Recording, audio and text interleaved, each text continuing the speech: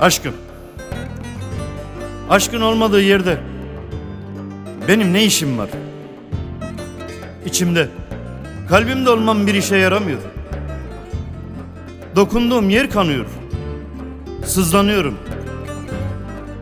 Hiç mi? Hiç mi için yanmıyor? Hiç mi için acımıyor? Kalbinde kim varsa sık beni beynine. Kurşuna ne gerek var? Birini vurup mahpus yatacağına gel bana.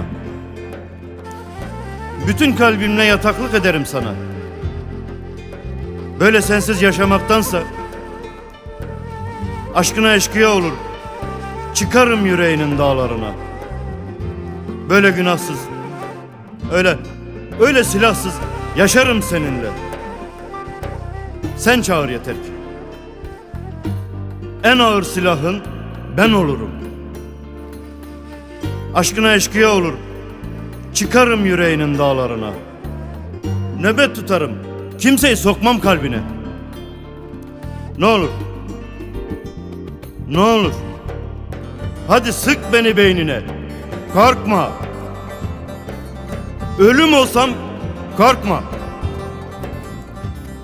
Vur kendini. Vur kendini. Hadi vur kendini. Vur kendini de gel bana. Ne olur. Gel bana.